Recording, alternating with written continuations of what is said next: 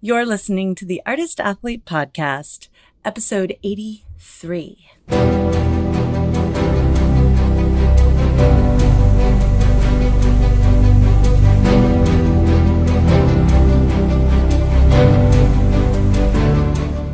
This podcast is dedicated to CIRCUS.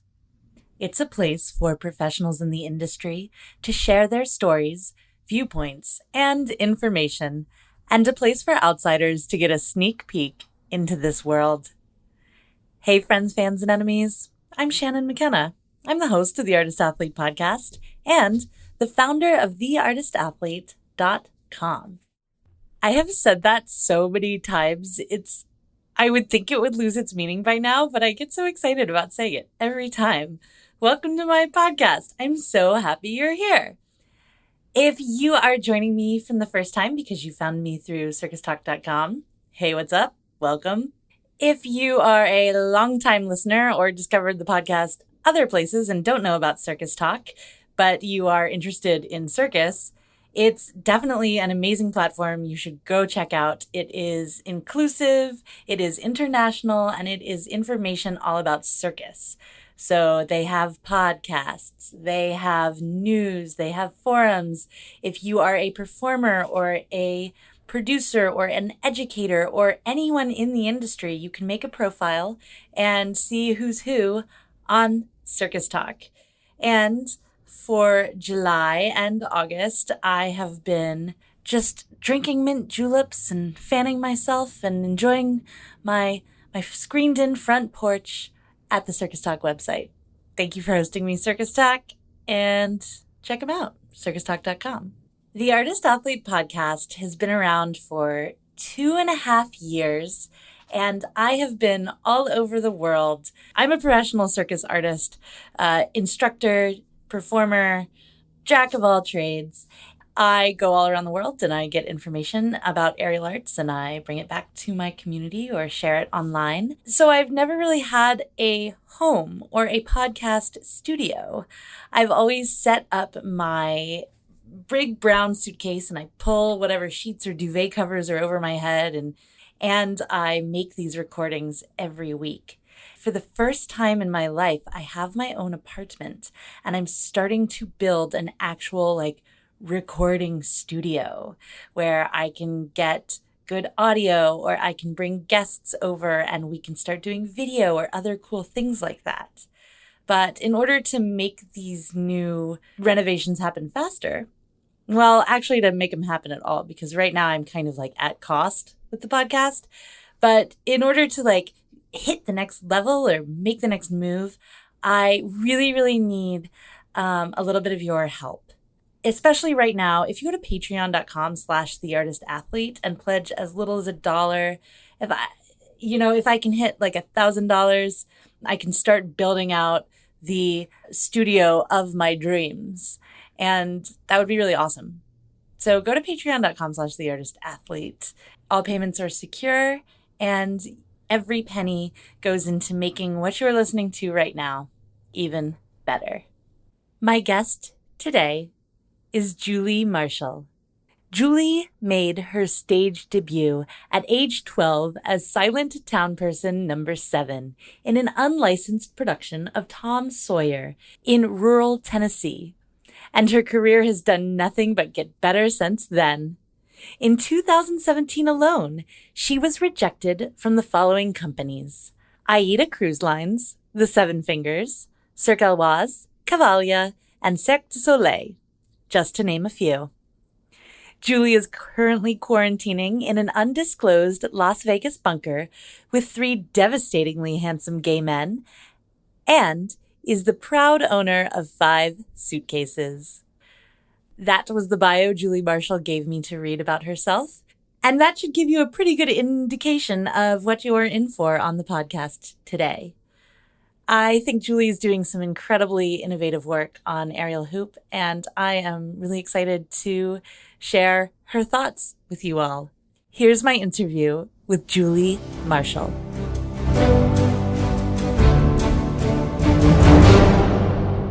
I want you to know you've done this to yourself. You have no one but yourself to blame. That's true for literally everything I do. And on that note, Julie Marshall, welcome to the Artist Athlete Podcast. Thank you. I need to reaffirm that I am very qualified and have every right to be here. So the topic of this podcast will be imposter syndrome. I'm really appreciative that you didn't warn me. I messaged you last night saying, hey, what are the questions you're going to ask me? And you just said, I'm going to make you tell a joke. And that was it. And then I fell asleep and didn't think about it again until this second. No, I asked you another question because you said, I'm so nervous. And I asked you, why are you nervous?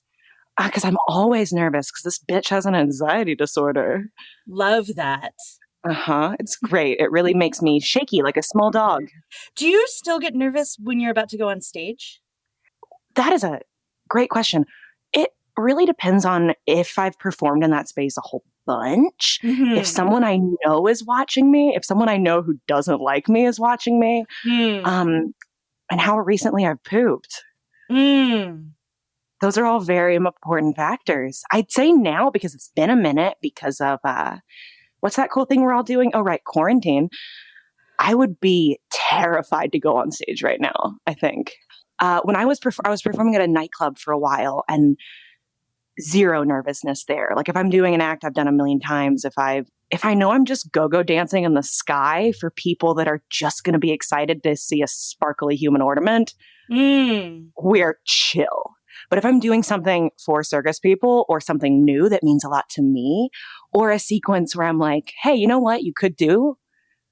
Hurt yourself or die. Then yeah, I'll get a little squeamish on the idea. Ooh, I'm making some mouth sounds. So I live in the weird kitchen garage room in a house in Vegas with 3 devastatingly handsome hoot boys. And I'm just their garage goblin now, which I'm kind of okay with. What made you decide to move to Vegas? Because I had nowhere else to go. Next question. Yeah, no follow-ups. So at the risk of, so basically you're Nomi from Showgirls is what I'm hearing. I haven't seen that, but people keep telling me to watch it because I like sparkles and homoeroticism. You're gonna need to watch Showgirls like instantly. As a matter of fact, we should probably postpone this interview until after you watch Showgirls. And okay, perfect. Thank you. Yeah. You make me watch Showgirls repeatedly, and then I just talk about all my gay thoughts from when I was 10. It's me dealing with my queerness in Tennessee. That'll be the whole... This is going to be a great podcast, Shannon. What was your question? Oh, I didn't have one. I don't know if this is going to be good or not. This is the thing, though. I kind of see my podcast like another piece of art where I have no idea if it's going to be good or bad. I don't. Sometimes I know. Sometimes I'm like, that interview was great. I knocked it out of the park. The interviewee knocked it out of the park. Like, this is golden. Everyone's going to listen to it. Or I have like when Katie Breyer came on, I was like, it doesn't matter how good this is. People are going to listen because it's Katie Breyer. It's Katie Breyer. But sometimes I get off of these calls and I'm like, I was really off my game, or like, that was terrible. And people write and are like, oh my God, I loved that episode. Or the opposite, where I will be like, that was incredible. That was so much fun for me. That was so much fun for the guest. And then like, I don't hear anything about it. Crickets. Ooh. So it's all about taste, right? It's all about taste. And I can only make what I like and hope other people like it too. Because if I get too caught up about like what other people will like while I'm making it, it'll always be bad. Yes, I agree. I do think I am relearning currently that I dropped out of a very prestigious art school for performance art, which is the dumbest kind of art.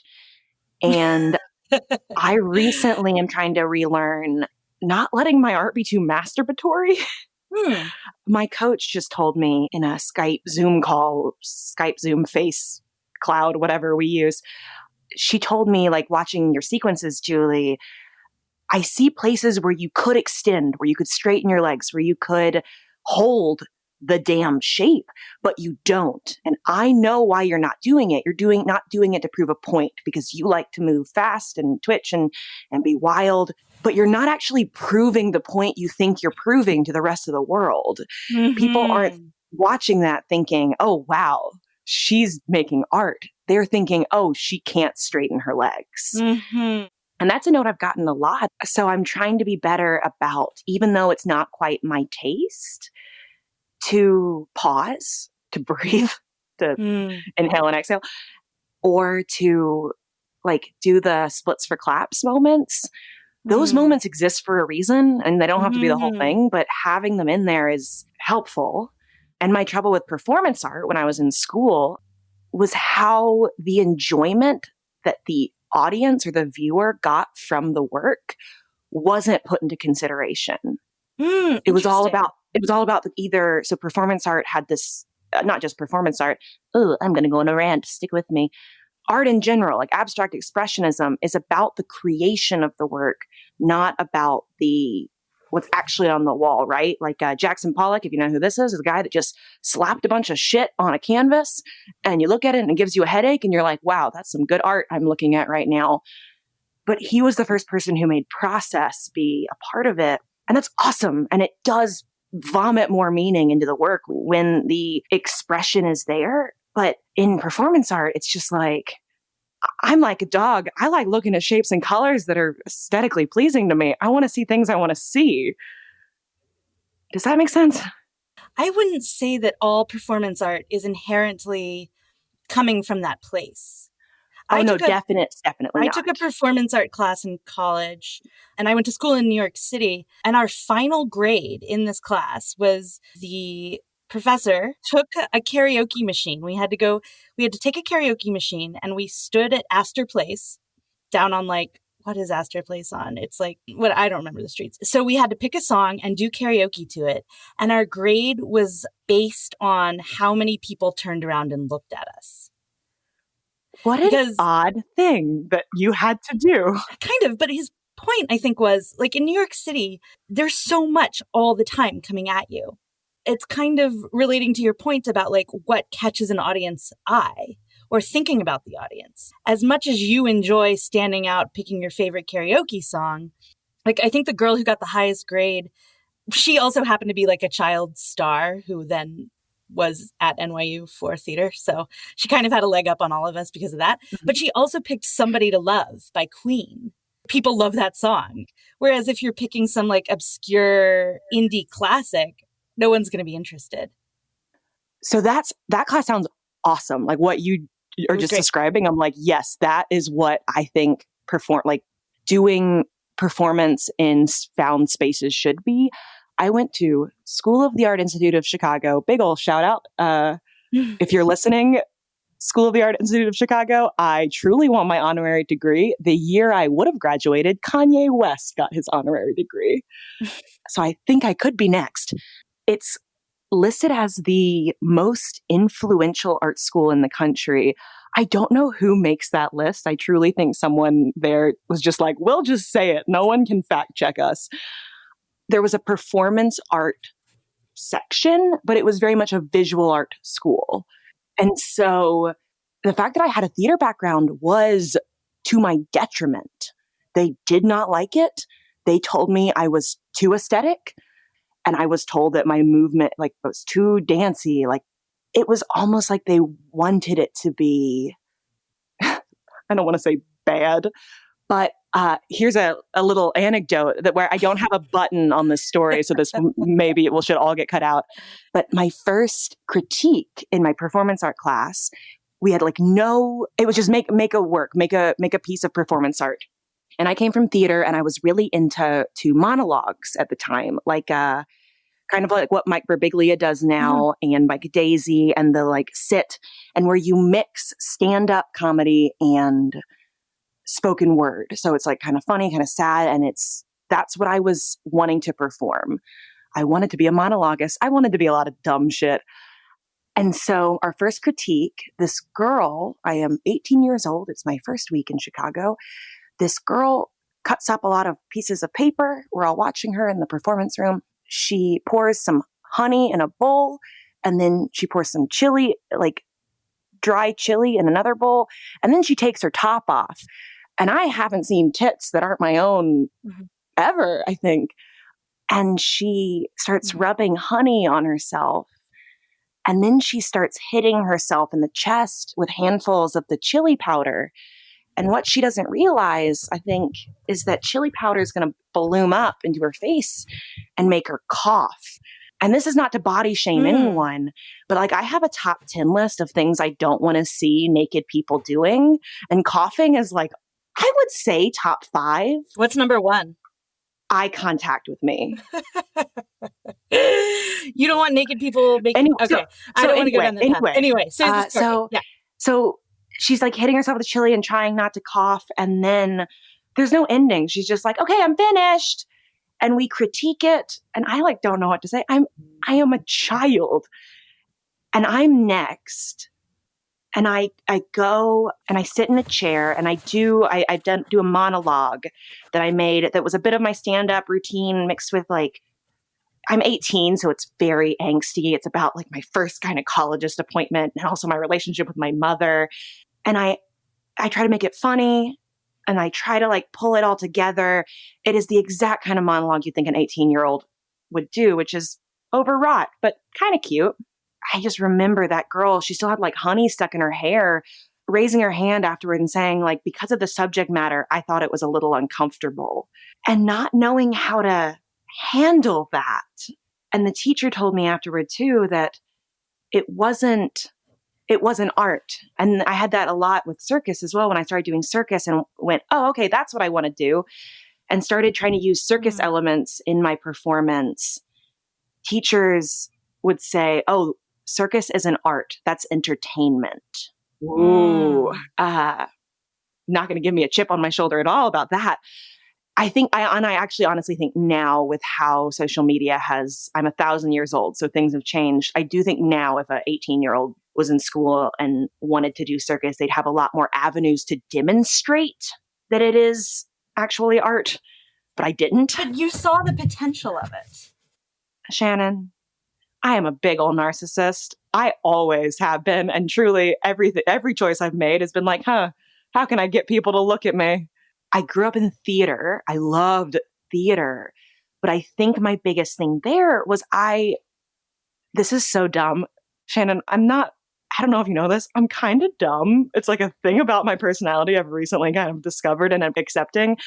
I didn't realize that people could make their own theater and thought we could only do the theater of dead white guys.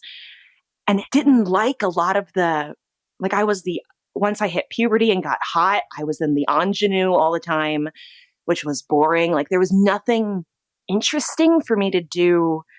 Like I was obsessed with being able to play Blanche Dubois in Streetcar Named Desire. I couldn't wait to be old enough.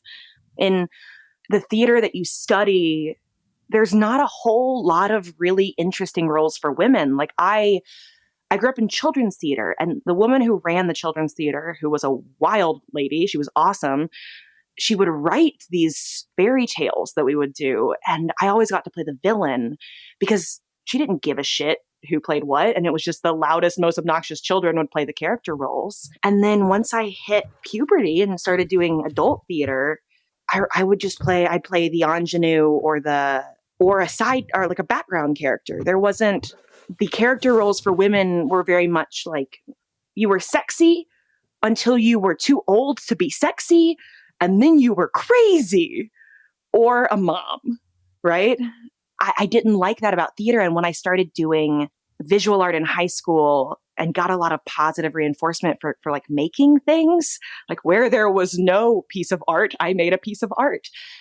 That positive reinforcement of something I made being the thing people liked made me go, oh, I like that more. I want to do that, which made me apply for visual arts colleges. But I was still a little narcissist and wanted to be in the forefront. So when I discovered circus, it was like, oh, right, I can do things with my body. I can make stuff with my body in a way that I find interesting, where I'm still the star.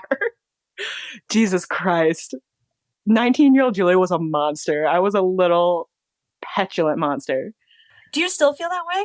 That I'm a monster? I think that my question is, like, if your goal as a circus artist is to have the most attention on you. I don't think that's my goal anymore. I think that's when I was I think I started when I was 18 or 19. And I'm saying that retroactively or retrospectively. Mhm. Because quarantine, I think we've all had a little bit of time to like go back and look at all of the horrible mistakes we've made in our lives. And I look back on my choices now, like in that moment, I had no idea. Yeah. So I guess my question is, are you more intentional now about the choices you make around your art?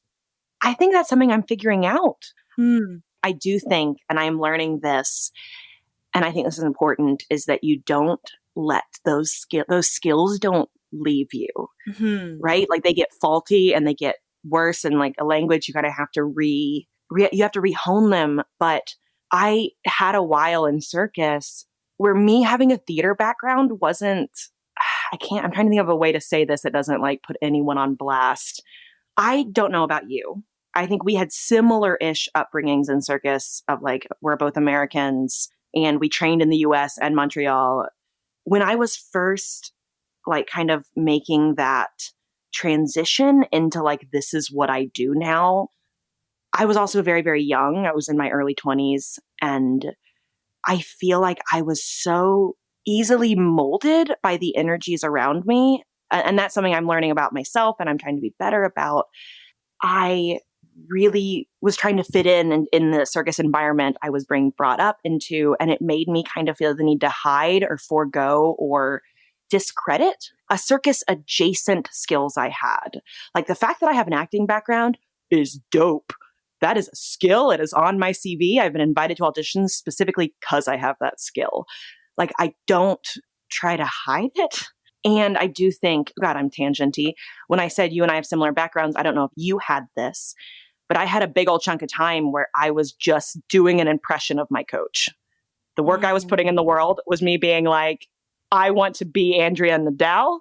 Therefore, that's how I'm going to move for the next year and a half. I do think, and I've noticed that, I mean, with my students as well, and with my contemporaries and all that.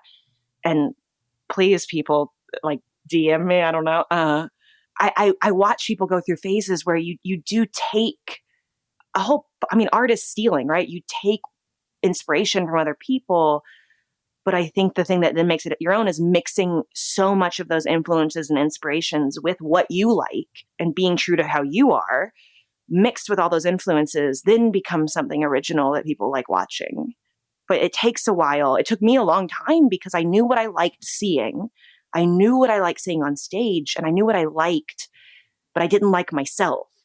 So there were those two really, that dichotomy of like knowing what I enjoy, but not enjoying the vessel in which I'm able to present it.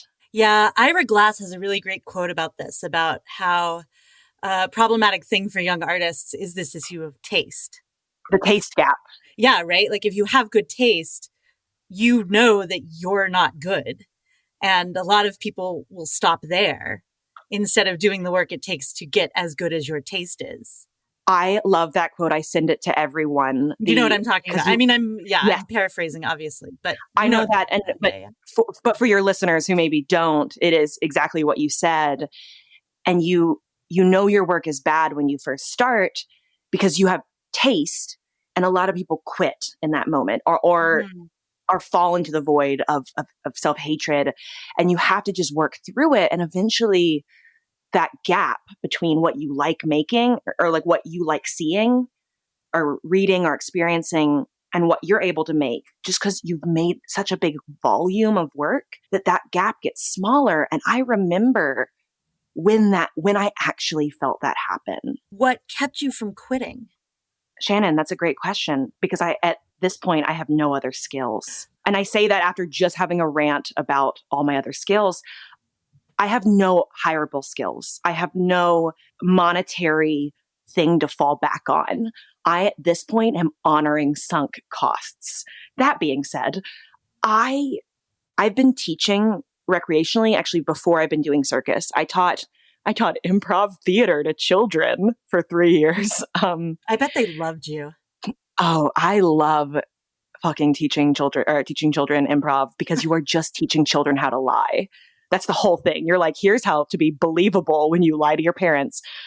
I love teaching I love doing improv, the dumbest of all the comedy sports.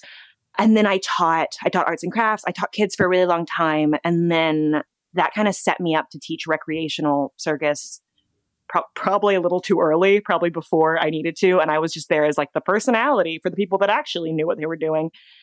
So recreational teaching is probably the most lucrative skill I have.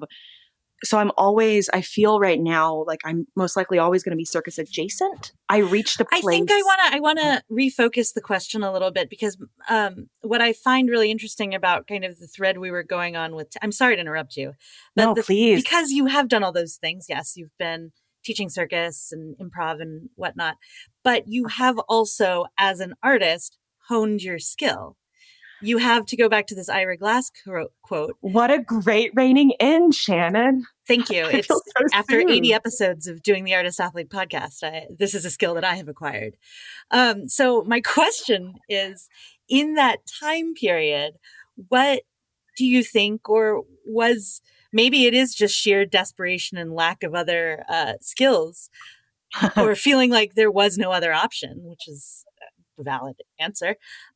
But what kept you going during that time when you were bridging the gap between what you were making and the desired things you wanted to make that met your taste level? I feel so comforted right now by how good you are at this. Because I definitely want to answer that question, because I do viscerally remember that time. Nothing is going to sound philosophical or earnest or good, because so many of my realizations throughout the years are like common sense things that for some reason my brain was like, I don't get it. Let's spend a few years thinking about it. And then maybe one day she'll figure it out. The way I exist in the world is so insanely imperfect because I'm messy and I'm scraggly and I'm always a little unkempt. I love distressed furniture, like things from the side of the road, things from Goodwill, because I tend to ruin everything I touch. I spill shit. I scratch at things. I have a trouble staying in my container. And for some reason with movement, I felt the need to do it perfectly. I felt this, like with spinning, when I first learned spinning, if I wasn't exactly right, the woman who was teaching it to me would say, no, stop, start over. And it was mind curdling, because I was being so boxed in this way that wasn't how I exist when I'm pinballing throughout the world. And the moment I got permission, I think it was from a class from someone in Montreal. And I think she was like, what if you just let go? Like, what if you don't, if you mess this up, if you lose your spin, great. You can't stop in a performance. Are you going to be able to stop and start over? Try to fix it in that moment. And so much of, you call it my Jello robot, so much of my choreography is me fucking with myself, seeing how far out I can go out of the orbit before, if I don't stop, something's going to stop me, and pulling that back in. And I will say I'm super lucky that I did learn the technique I learned, and I did have that year of must do it correctly, because it really did teach me what correct feels like in a lot of the spaces, so that I then had to reteach myself how to rein it in. And that's what I mean with the straightening out my legs and the holding things, is I think that the ricochet craziness needs contrast, right? I think if you, and I say that in real life, I'm unkempt. I put on mascara every day. I brush my hair every day. I wear a really specific color palette, because I think if I let myself overgrow too much, it no longer is aesthetically pleasing and is just a person who obviously has a lot of mental illness. And so I like to try to balance those two things of like, this is aesthetically nice and this is wild. And when I was able to like figure out, instead of how do I burrow this down, or like how do I smash this down into a container, and instead be like, okay, how do I make this into something I want to look at, or take the technique I do have from all of my various things and use that to hone, to make something that I liked. I still wasn't making full pieces I liked. I was able to make 30-second Instagram clips I liked. Like, I remember the first performance, the first solo hoop performance I did where I didn't cry myself to sleep that night out of self-hatred. It was very okay.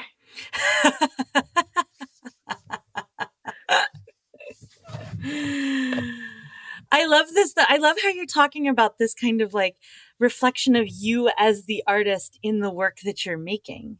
You know, that you're always in this balance of being like scrappy, messy, totally like falling apart mound of dirty laundry on the floor, Julie, versus like mascara, red hair, color palette, Steve Jobs-esque, like pulled together, Julie. And that's being reflected, or you're asking the questions of how to make your work on aerial hoop look like that.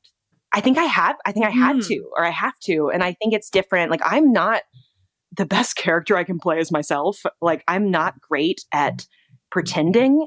And again, not to insult other people's work, because I definitely still do this and still have this. I call it the "I'm so pretty, I'm so sad" aerial number. Do you know what I mean when I say it? Yes. Yes, I have a feeling you have also performed this act. I definitely have, and actually some of my favorite work is work I've done like that, and some of my favorite work I've seen is work like that. But I do think sometimes, this is a bit of a side tangent, we have this need to put our feelings on stage, to like, we want to express ourselves and who we are. We also, I said it, talked about it being aesthetically pleasing. We also want to be really beautiful. And I think aerials lend itself to beauty because it's so... I am going to stop you because I don't want to be because this is not the way I approach my work ever. The "I'm so pretty, I'm so sad." Yes. Or to put my feelings on stage. As an actor, what I learned was acting is doing. So whenever I'm creating an act, my questions are, what am I doing? Not what am I feeling? Oh, see, and I just wanted to clarify that because feeling. Sometimes I want to ask, like, what do I want to make the audience feel, or what mood is this act? But I think that's a little different. And I don't know why I feel the need to stand up for my work right now, but I do. And I just want to clarify that, like, that's not the only way to go about it. No, I don't. I think you're absolutely right. And I think that type of work can be so meaningful. I just recently did a piece like that, and it was the first time I've used a really specific moment in my life and tried to put it on stage. It was about my first relationship with a woman and how wrought that was in my little brain, and it felt so cathartic to put it on stage. But what I mean, or what I was getting at with the how I build work now is, and this is true for visual art and performing art and circus, my angst and my sadness and my feelings, or what I'm doing, isn't that pretty. Like, I feel like we put loss on stage a lot because that's something that we feel really intensely, and it's really universal. Like, I don't know about you, but I've definitely lost people that meant the world to me, and it looks disgusting. Like, it looks nasty, and it looks snotty and gross and swollen, and I can't put on, because that's something I'm trying to figure out how to put on stage right now. And the last hoop number, I'm sorry, I want to clarify. What is it that you're trying to put on stage right now? Something that's snotty and gross and swollen about loss? Well, nothing right now because quarantine. The thesis statement for my last hoop act, although I don't think I got to where I was trying to go, was, do you know that feeling when you are like 7 or 8 years old and you lose a bunch of your teeth at once?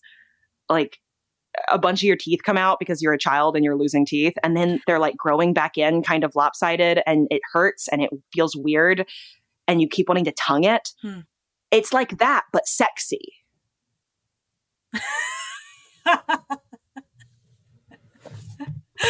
No, I have no idea what you're talking about, but I can't wait to see the hoop act that comes out of it. Yeah. It's going to be so dope. good. Like, please. And that's what so I did a draft, although I'm changing it, but I did a version of this.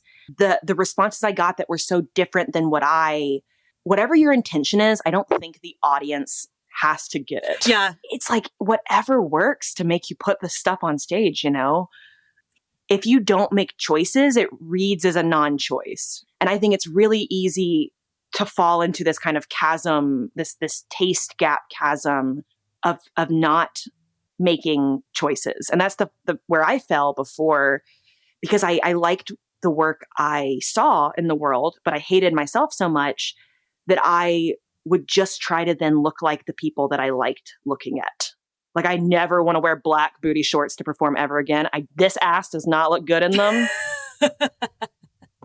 I don't care. Girl, you can send them all my way. I love a black booty short. I love it high-waisted. I like the cheeks kind of falling out a little bit. I am from Atlanta and I will wear a black booty short. So send them my way. Hell yeah. You're about to get a package of all of my. I don't know why I had to say the city I'm from to back up that statement, but anyway. Yeah, you know what? In Atlanta, we wear black booty. So stupid. I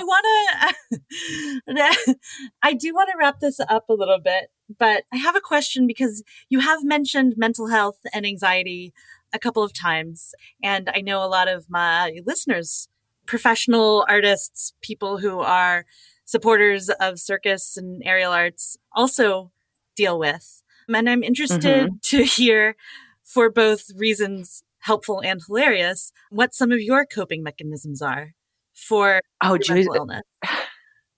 Jesus, Shannon, none of them are good. Yeah, that's what I was this is going to be this part's going to be not funny, but may I suggest therapy? If you can afford it, go to it. If you are, I know a lot of people that do circus are younger, and if you're still on your parents' insurance, you use that and you go to a therapist. And if you don't, this is true for coaches as well.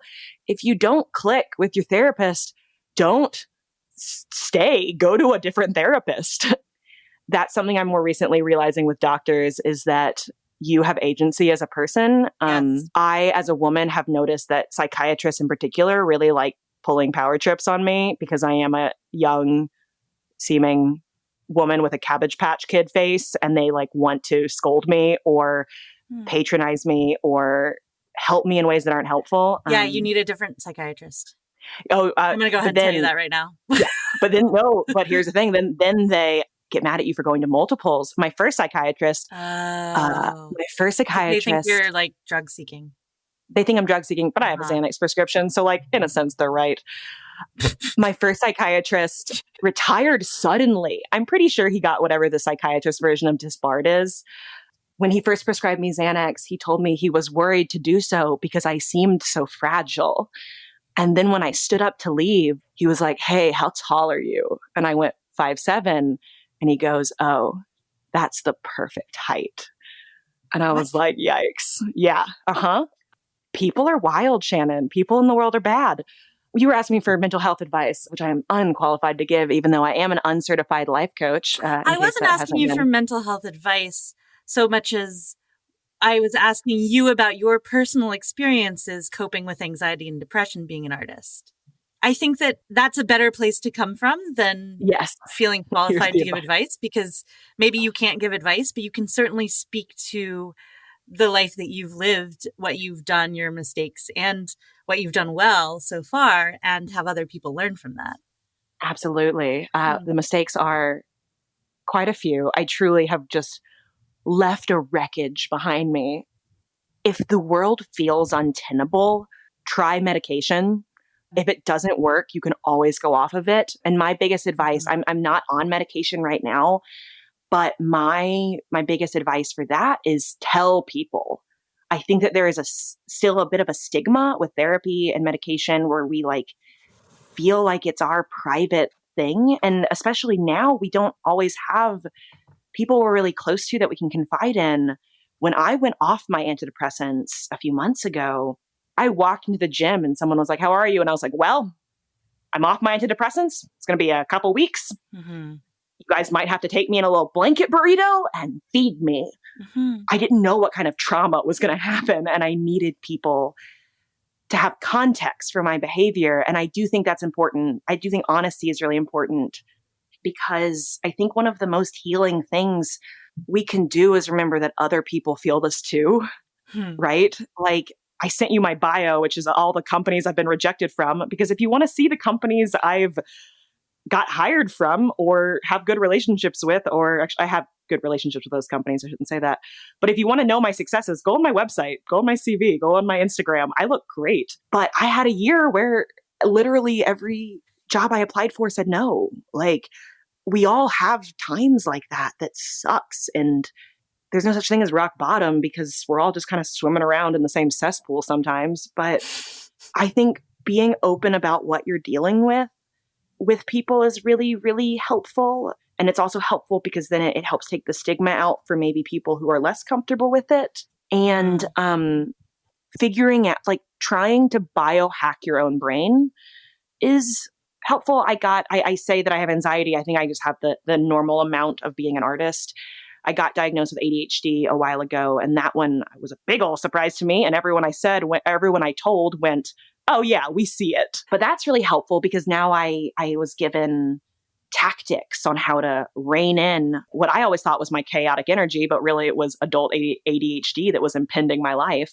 Yeah. And for me, this will be my last bit, because I know you are trying to wrap up, figuring out what I can live with and what I can't, and looking at, okay, this is something that's obviously causing me strife. How do I go about changing this? How can, like, actually taking the time to figure out why your brain is treating you poorly. And I just moved because I had the realization in quarantine. I loved my roommate, but it was her house, and I was living out of 3 suitcases, and I was like, this is actually not good on my mental health. I need to be somewhere where I have a desk and art that I can put on my wall, and that's going to make me better. And until I do that, I'm just compounding the problem. Yeah. So anyway, this has been my TED Talk. This is your artist athlete interview. We don't talk about TED here. Oh yeah, fucking TED. No, who the fuck is TED anyway? I think it's an acronym. Although it's an acronym, but I did find out that it is about $6,000 to do a TED Talk. And I really want to do a GoFundMe where people donate until I get to $6,000. And then I'm going to give a TED Talk, and the TED Talk will be how not qualified I am to give a TED Talk. Great. I will put all the information to that GoFundMe in this interview. That sounds fantastic. Just tell people to just Venmo me. Julie Marshall does things. No, girl, you got to be transparent with your money. You got to set up a GoFundMe. Otherwise, people know that you're just going to spend it on booze and, I don't know, sparkles. You really just hit the nail on the head with that one. Thank you. Listen. Last question. What advice would you give to yourself at the beginning of your career? God, my interview is going to be a lot darker than I intended it to, because I'm so fun, Shannon. I believe you. This is something I've thought about in quarantine a lot, is looking back on me in my early 20s. I wish I was kinder to myself. I know you've been really open about this in a way I appreciate. God, the amount of disordered eating I had when I was 20 years old was wild. And how, like, looking back, I'm like, Julie, just get a therapist, go get a nutritionist. Like, I felt like the world was ending all the time. I had a good community. I had people that really loved me and cared about me. Like, my parents have been nothing but supportive this whole endeavor. And it was me that was an awful little shit to myself. It was like I needed to punish this flesh vessel for existing. And I really wish I could go back and tell my younger self, like, it's okay that you're not that good yet. Like, I think asking people to love their body is a high ask, and not everyone's ready to hear that. And it can be harmful because then it's just another way you're failing. But you have to learn to live with yourself. And I think I wasn't. I was just scorching the earth I was walking on. And I wish I didn't, because I do feel now as a woman who's existing in the fallow years between teen and MILF, I feel like I am just trying to undo a lot of the damage I did to myself. Oh my God. I'm sorry. This is very beautiful and also very funny. You are totally hired to my podcast network. Thank you. Thank you. The Valerie This has years been, between teen and MILF. I cannot. yeah. And I do think a lot of my younger self issues was internalized misogyny that I was just stewing in and it was really taken advantage of from some people I was surrounded by, and how much my hatred of other women and of myself like really just was a detriment to my happiness. And it wasn't until actually I'd say about 2 years ago where I kind of had the thought of actually I'm just going to behave however I want. Like I felt so contained because people will say like with women, don't be hysterical, right? Or if you do that, you're going to seem crazy. Or if you act out, you're going to look insane. And now I'm like, great, let me look crazy. At least they'll remember me. The worst that happens is that this company continues not to hire me, or that Cirque du Soleil will ask me to stop using Take a Chance on Me by ABBA for all of my demos. And I have to say, great, thank you. No, good note. Like, it reminds me of the story of Madonna used to mess up when she was in dance auditions on purpose so that companies would notice her. Yeah. I mean, you're basically Madonna is what I'm saying.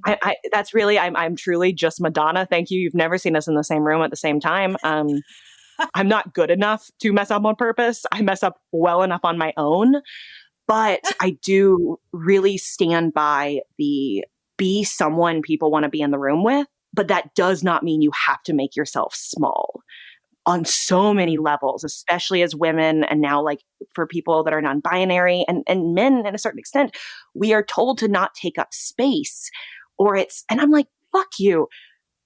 I want to fill up so much space that you choke. Like don't tell me I'm simultaneously too big and not enough.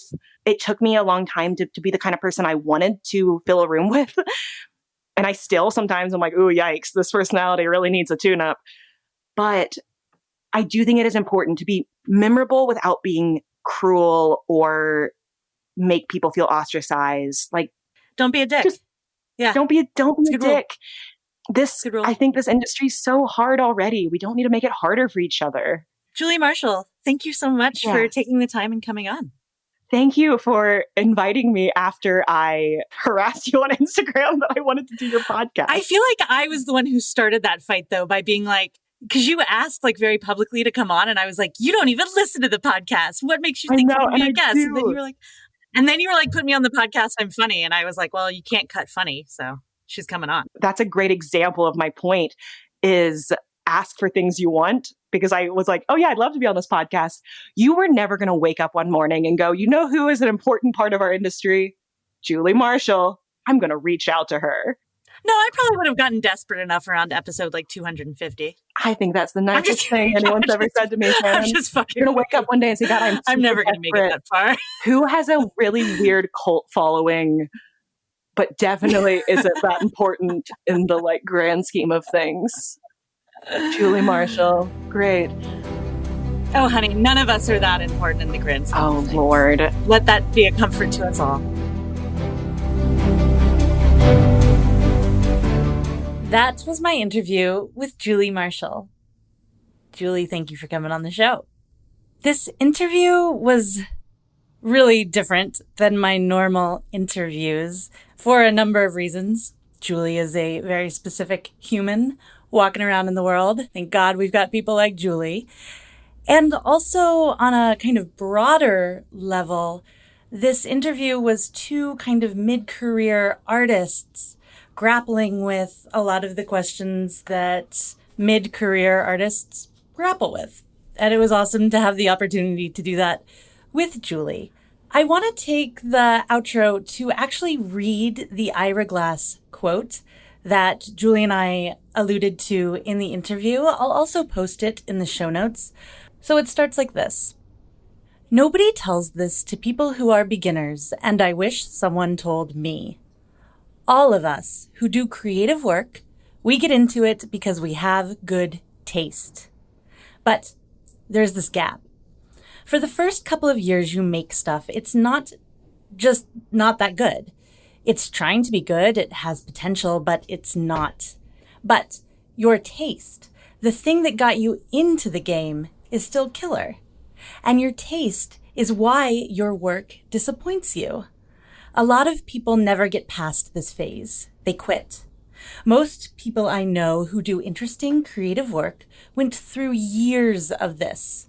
We know our work doesn't have this special thing we want it to have. We all go through this. And if you are just starting out or you are still in this phase, you gotta know it's normal. And the most important thing you can do is a lot of work. Put yourself on a deadline so that every week you're going to finish one story. You can make a circus equivalent to that. It is only by going through the volume of work that you will close that gap, and your work will be as good as your ambitions. I took longer to figure out how to do this than anyone I've ever met. It's going to take a while. It's normal to take a while. You just gotta fight your way through. And the author of that quote is Ira Glass, who is a very famous podcaster. He has a show called This American Life, and it's really great. The other thing she talked about at the end of the interview, was mental health. She's very vocal about this on her platforms, so I thought it would be cool to have her take on everything. And it got me thinking that I kind of want to bring on like a body dysmorphia specialist. I had sports psychologists and nutritionists and people who advocate for a more, really want to say even-keeled, but I think the more accurate is less abusive framework in which young performance artists can approach their work. However, I always get nervous bringing those types of people on because they're not really like in the circus niche. And I want to make sure that y'all as my audience are interested in the topic. So if you want to hear from that, can you reach out to me? You can reach out to me on Patreon, via email, via Instagram. I also have a Facebook page called Friends of the Artist Athlete Podcast. It's not that active, but maybe it should be. I just kind of want to hear you guys' feedback or thoughts on if that's a guest that you would like me to have on, because I can find one. In the meantime, go check out Julie Marshall's amazing work. She is at Julie Marshall Does Things on Instagram, and her website is juliemarshalldoesthings.com. That's Marshall with 2 L's. For aerial training tips and inspiration, I'm on Instagram at _artist_athlete. My website is theartistathlete.com. I'm on Facebook, and Friends of the Artist Athlete Podcast is the Facebook group. I'm going to go check it out when I finish recording this. Patreon.com/theartistathlete. If you love what you're listening to, please go and pledge some support. It would mean a lot to me, and it would really help me out with some really exciting visions I have for this podcast. Thanks for tuning in. I'll talk at you next week, friends, fans, and enemies. The Artist Athlete Podcast is supported solely by donations from people like you. Here's what some of those people have to say.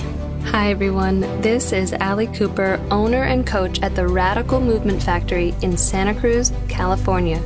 I love supporting the Artist Athlete Podcast and the amazing community Shannon has created here. I teach rope and fabric and have a circus conditioning app available on iTunes called CIRCUS+.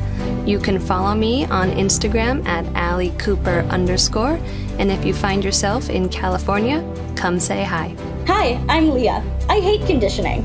So I created the ABCs of Fitness, a fun, full program of active flexibility, body weight, and cardio with personal daily check-ins to motivate you wherever you are and whatever discipline you do. Join our next 19-day check-in challenge and slide into my DMs on Instagram at ABCs of Fitness. Aloha! My name is Beth Russell, and I live on the beautiful island of Maui, Hawaii. I am an aerial artist and movement instructor specializing in chakra yoga to keep me balanced and grounded. I play with silks, trapeze, lyra, rope, acro, aerial yoga and dance, slacklining, pole, bungee, and climbing. Really anything that goes up and allows me to explore 3D space. You can find my dedicated aerial page on Instagram at Maui Aerialist. If you find yourself coming to Maui, let's play. Hey there, friends, fans, and enemies. This is Chris Alston, Patreon of the Artist Athlete Podcast, straps artist and lyra performer and acrobat out of Greenville, South Carolina. So if you're ever passing through, make sure to stop in and see me and my friends. We have a wonderful space, and we'd love to see you. Hi, my name is Erica Lee. I'm from St. Louis, Missouri, and I'm an aerialist. I teach performing arts to elementary school during the day and do pole and slings and rope by night. I really, really like the Artist Athlete podcast because it gives me a lot of circus goals to look forward to. It gives me a lot of insight on what's going on around the world in circus, and that's why I'm on Patreon. Hello all. Thank you for tuning in to the Artist Athlete podcast. I am Opal Schwartz from Minneapolis, Minnesota. If you're ever in the cities, feel free to stop by the Aviary Minneapolis. It's a great time. With that, I hope you all have a wonderful rest of your week, and goodbye. Hey there, artists and athletes. This is Andy Smith, owner and artistic director at Saltaire Circus School in Jacksonville Beach, Florida. And I want to thank you for contributing to the Artist Athlete podcast. If you ever find yourself down in Florida, come check us out. Whether you're an artist, athlete, or someone ordinary just looking to be extraordinary, we got a place for you.